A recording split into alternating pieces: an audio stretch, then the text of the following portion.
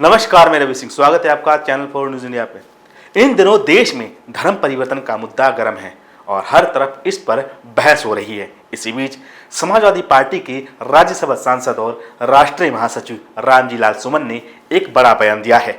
उन्होंने कहा कि जब तक हिंदू धर्म में बराबरी और समानता का भाव नहीं आएगा, तब तक देश में धर्मांतरण की घटनाएं बंद नहीं हो सकती। ये बयान उन्होंने उत्तर प्रदेश के फिरोजाबाद में दिया, जब उनसे आगरा में सामने आए एक धर्मांतरण के मामले पर सवाल पूछा गया।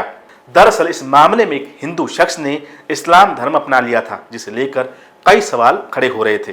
रामजी लाल सुमन ने कहा कि हिंदू समाज में जो ऊंच नीच और भेदभाव की व्यवस्था है, वो अगर खत्म नहीं होती तो ऐसे मामलों को कोई नहीं रोक सकता।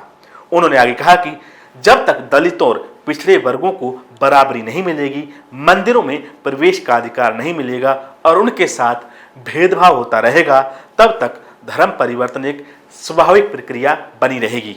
उन्होंने साफ कहा कि हिंदू धर्म के कुछ ठेकेदार ही धर्म परिवर्तन के लिए जिम्मेदार हैं।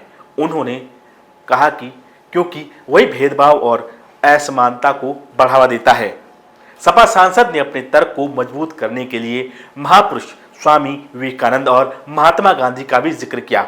उन्होंने कहा कि इन दोनों महापुरुषों ने पहले ही ये चेतावनी दी थी कि अगर हिंदू धर्म में समानता नहीं आई तो ये धर्म धीरे धीरे कमजोर हो जाएगा और या नष्ट हो सकता है। उन्होंने उदाहरण देते हुए बताया कि जब समाजवादी पार्टी के मुखिया अखिलेश यादव ने मुख्यमंत्री आवास छोड़ा था, तब नए मुख्यमंत्री ने उस आवास को गंगा जल से धुलवाया।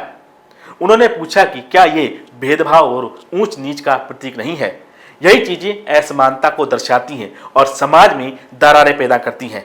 इस पूरे मुद्दे के बीच उत्तर प्रदेश में एक बड़ा धर्मांतरण रैकेट भी सामने आया है, जिसने बहस को और तेज कर दिया है। और इस रैकेट का मुख्य आरोपी जमालुद्दीन और छांगुर बाबा है, जो बलरामपुर जिले के उतरौला क्षेत्र में सक्रिय था। छांगुर बाबा पर आरोप है कि उसने लगभग 4000 लोगों का धर्मांतरण कराया, जिनमें अधिकतर लोग हिंदू और अन्य गैर मुस्लिम समुदायों से थे। रुकावट के लिए खेद है। जियो के साथ करें 349 रुपए में धमाकेदार शुरुआत। 28 दिनों तक रोज मिलेगा 2 GB डाटा 50 दिनों के लिए। जियो एयर फाइबर का ट्रायल फ्री। 90 दिनों के लिए जियो हॉटस्टार का सब्सक्रिप्शन और 50 GB AI जियो क्लाउड स्टोरेज भी फ्री।